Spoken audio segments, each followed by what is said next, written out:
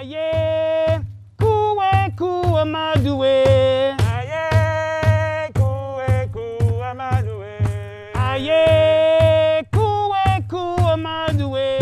Aye, kuwe maduwe. My name is Christopher Martin Darby. I've been a member of the Brotherhood for a little over 2 years. Currently one of the co-chairs of the Education Committee, and it's been such a good experience being part of the Brotherhood. So yeah, excited to be a part of this process as well. Great, great. Let's start with, where did you grow up? I grew up right next door in Berkeley, California. Born and raised, born at Alta Bays Hospital, raised just south of the UC Berkeley campus. Okay. Yeah. What was it like growing up in Berkeley? It's different. It's very, yeah. It's a really interesting place to grow up. I think both of my folks are from the East Coast, Midwest. Mom's is from Chicago and DC. Dad is from Connecticut and New York City, from Jamaica, Queens. So they found this place. This was a new spot for them. And I think for them, coming from the East Coast, coming in the late 60s, early 70s, it was a really dynamic place. And they had to learn that. And I feel like I just was born into that. So what was wild for them was baseline normal for me. So I think it definitely endowed me with an understanding of different cultures and different peoples coming together, where there are tension points there, where there's solidarity and overlap. I grew up, again, pretty close to the UC Berkeley campus, so in a predominantly white neighborhood, so not in South or West Berkeley where most of the black folks were. So that, I feel like that intersection of race and class, growing up middle class, was pretty formative. And Berkeley as a container for that was really interesting, because there's all this kind of just in the air, in the water, is this talk about diversity, talk about differences and accepting each other, and a lot of it performative and just talk. And there is a baseline there that I feel like exposed me to different ways of being at an early age. So growing up in Berkeley, it was never like, this is how everyone does it. It was like, oh yeah, they do it like that, and they do it like that, and you know, some of it is cool and overlap. Some of it is they just do that over there. But very early, it was clear that there's no one way, there's no one right way, and I think that has shaped how I see the world and how I move through it. What were some of those influences as a child and as you were growing up in Berkeley that, you know, I guess as you were trying to speak to that in terms of seeing as people do things differently? Yeah. I mean, you had cats who, we had, you know, black nationalists. We had the Panthers in the mix, and the kind of generation after that. We had the kind of the kids of hippies, like white hippies, peace and love style. We had folks who were super into nature, and you know, our East Bay regional parks here are amazing. We have green spaces. We can get into that and explore that. We had some folks that would never get dirt on their Jordans and would never think to walk up in those hills. And you know, going to Berkeley High, it's only one public high school for the whole city. So you get that big cross section of folks. And again, just seeing, like, it's a big high school as well. It's like, at least when I was there, it's like 3,500 students. And so there was no single hierarchy. Like, yeah, you could play football and you could be the star quarterback, and 3/4 of the campus doesn't know who you are. You know, you could be the baddest cat in this set, and on the other side of campus, no one's ever heard your name. So there was, not to say that there weren't tensions between folks and people weren't trying to position themselves in a certain way and power over dynamics, but it wasn't, there was no singular hierarchy. So there was more room for people to kind of be in their zone doing their thing, and in a lot of different ways. That cut a lot of different ways. Yeah, I feel like that's a vague answer to your question, but it feels true to form. Okay. Well, let me ask this.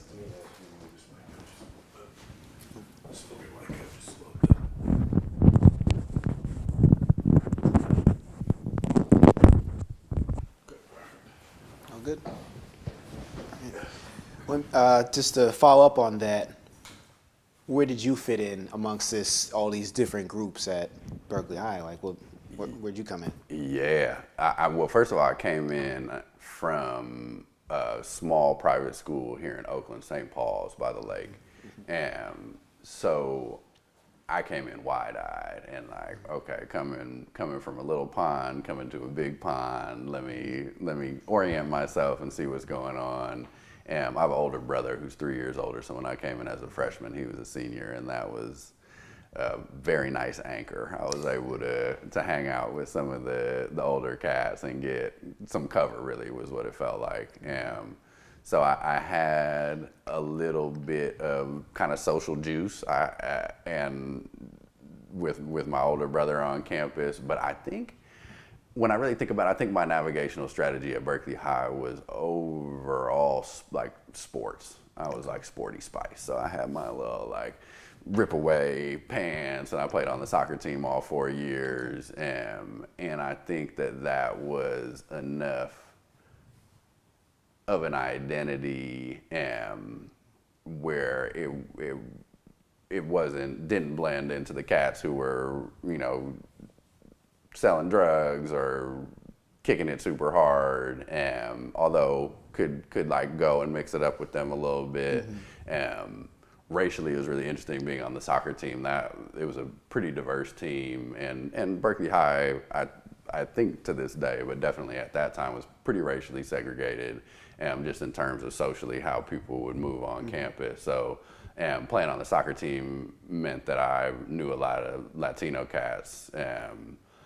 And so that meant that, like, literally I could walk down a certain pathway or up a certain set of steps that other folks would avoid because they didn't know them, and it could be some tension. So that opened up a whole kind of lane of Berkeley High to me in some of those relationships. So that was beautiful. But it was, it has a feel of a New York City in a way where people are kind of expecting some wild thing to happen, and like some people might stop and look, but other people are like, oh, well, that's New York. Like that's how right. Berkeley High felt. So there would be all sorts of things going on in the hallway. There might be a fight there. There's someone getting hot and heavy with someone else over there, and like navigating it, I was thankful to be as tall as I was in the hallways. That's all I have to say, because I could just at least check out the numbers on the doors, and I'm going there, because all this activity is going on. But one of the things I think it really helped me with, and it's, how do I say? I think I had a strong foundation at home, so and two parents who would advocate for me if they needed to.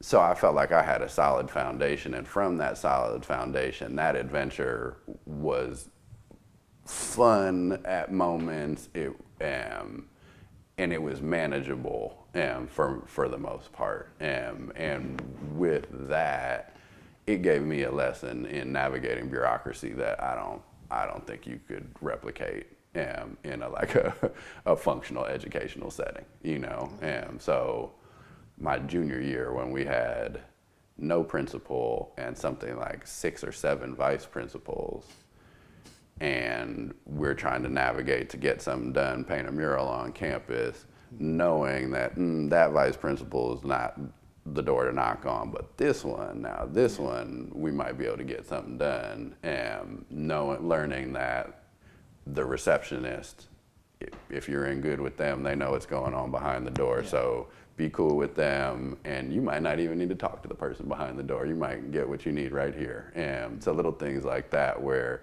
again, it was dysfunctional overall, and that meant a lot of kids were pushed out of that school or slipped through the cracks, as the school would probably narrate it.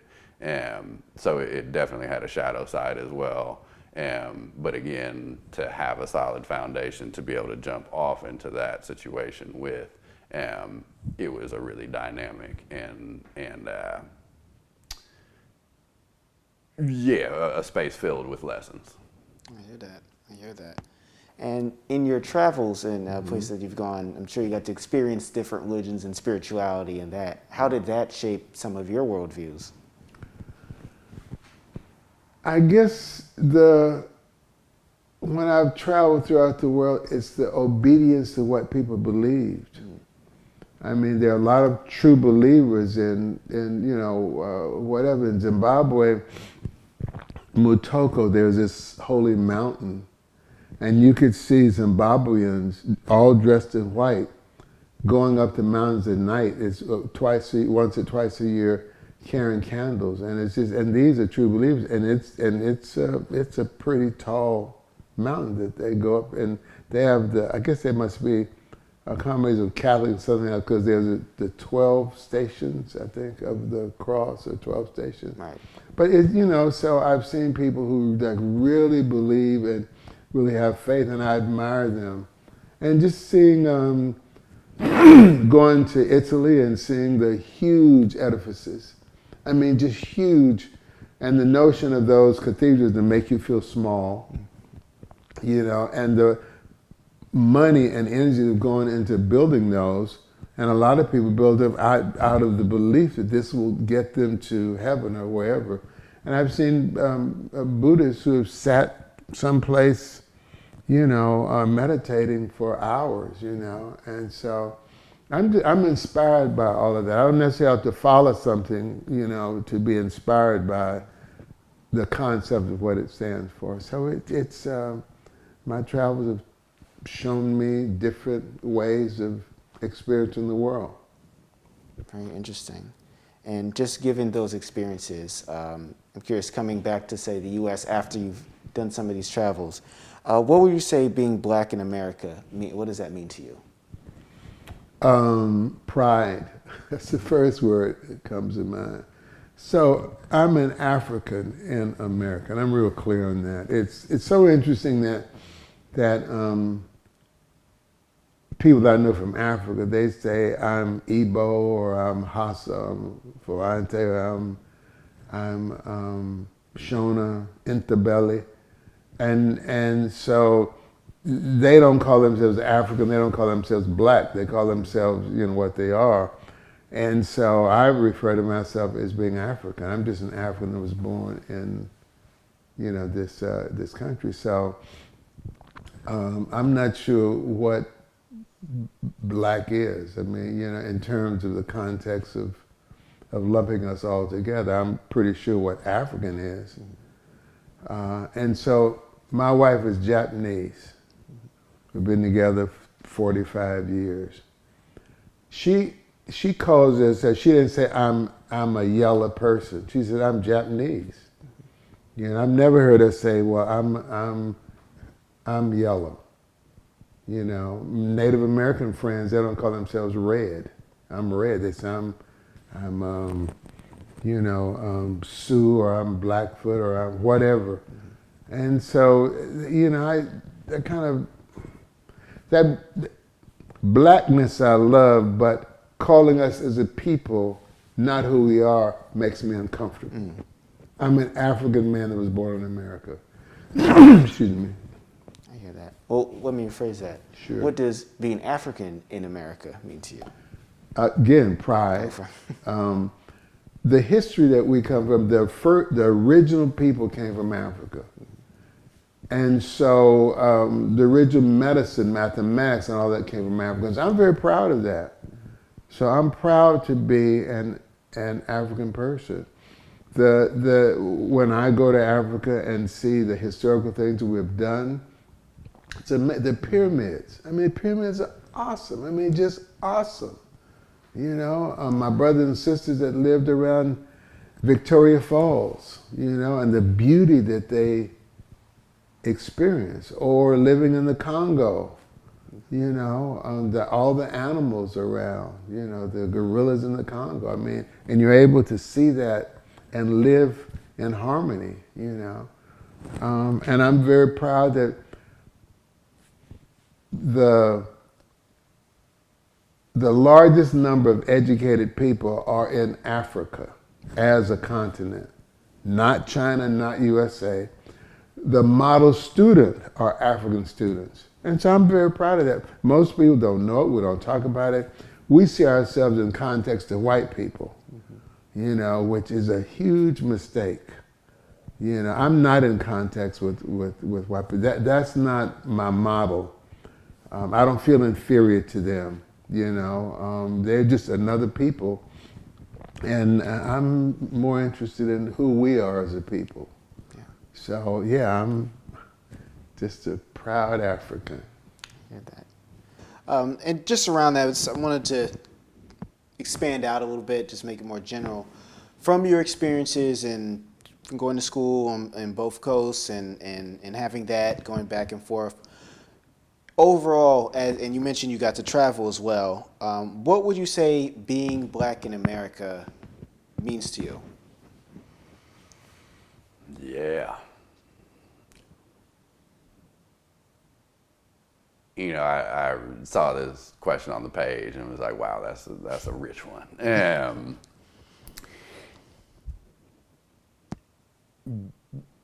Being black in America means a lot of different things to me. It means some semblance of a shared history, I think, and a collective consciousness that is in part born of that history. I think we, here in the belly of the beast in the United States, like individualism, especially fueled by capitalism, like the ideal is this idea, some self-made billionaire, I guess these days. I was gonna say millionaire, but that doesn't cut it these days, apparently. And that phrase always makes me chuckle as an educator, where it's like, what? How are you self-making it in those first 3 years of life, friend? Like, right. What language were you using? How did you find your own meals at that time? What networking were you doing that made this possible? You know, it's like our comparative advantage as a species is our empathy. And we're pretty well useless for the first 4 or 5 years, practically speaking, in terms of taking care of ourselves. So I think that one of the things that blackness in the Americas, and especially in the United States, is an understanding beyond that narrative. And I think as we get like more to the critical consciousness piece of it, it's an understanding that actually that capitalist individualism is antithetical to our way of being, which is not endemic to us as black people. I think it's more of an indigenous way of being that I see across many cultures. But there's mutuality, there is shame and taboo, so there are kind of cultural guardrails. Right. And I think because of our history in the Americas as black people, a painful, tough history of oppression, we have had to develop some sort of collective consciousness, one, to struggle against some of that oppression and movement, but two, to just cope. So whether it be navigational or transformational, like that understanding of we, and that, and how that we comes with like the sensation is like a warmth in my chest. You know, there's like a somatic, embodied feeling of connection, and that connection doesn't always come from the best places. It's, because we caught hell together most of the time.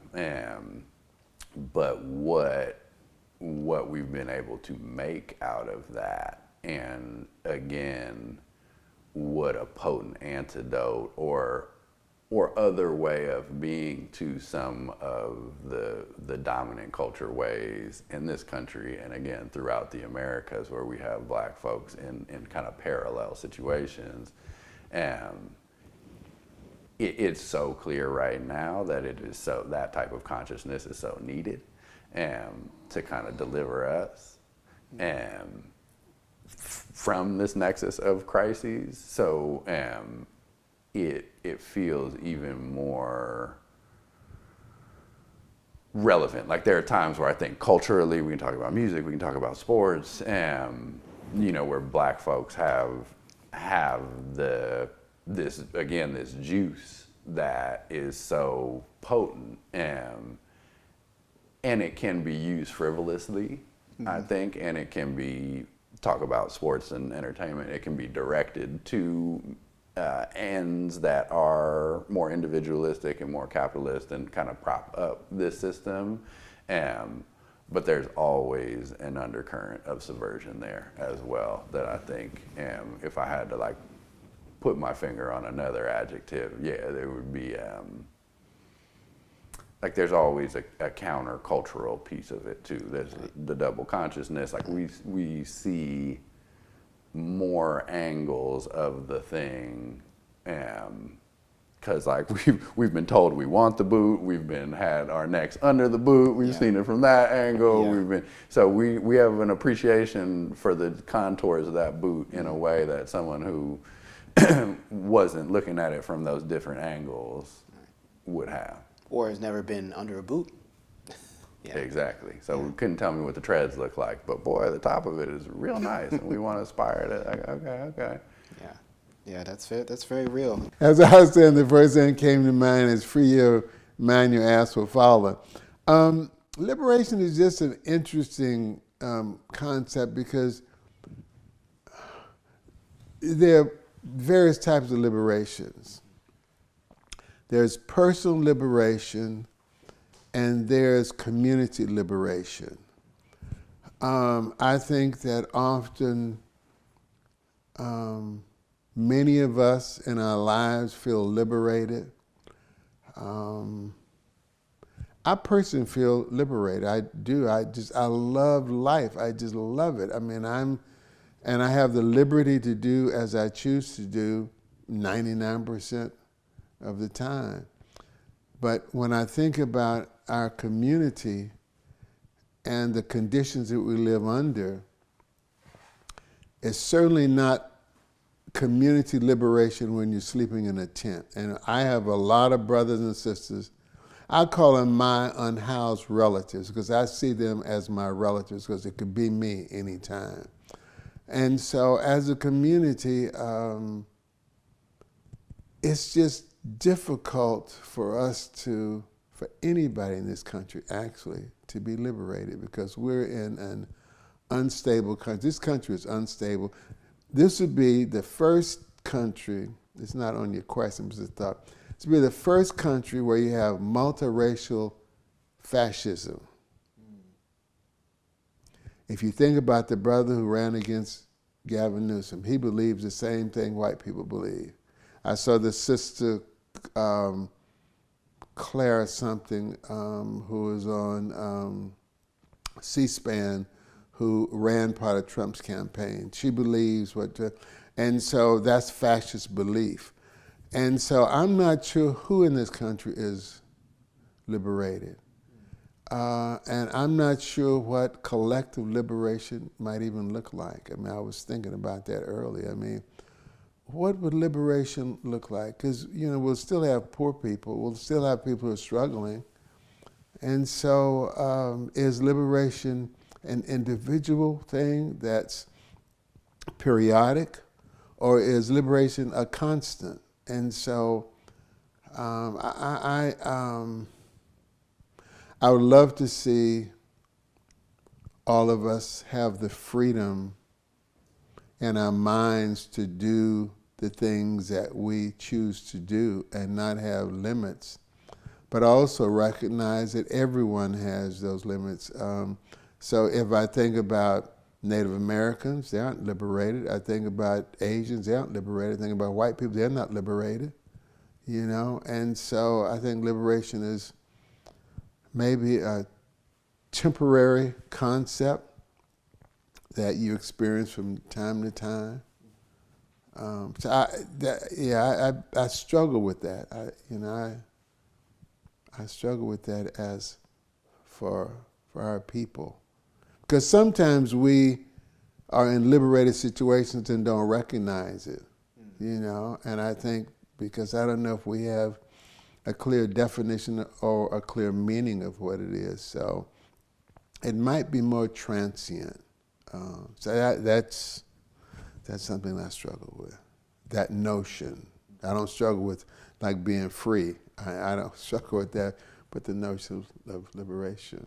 Yeah, and to your point, it sounds like a lot of that deals with, because there's so many systemic issues at play that take away from what would be that liberation. You know, particularly as you mentioned, your unhoused relatives, and you know, just being in so many, especially in this country, so many financial situations that prevent or at least try to impede a lot of that progress that you would especially see for one group of people or another. Like that just being a big issue around that. Right. So, Brother, I have a question. I get to do this. What reservoir do you draw strength from? What keeps you moving forward, even in the face of adversity?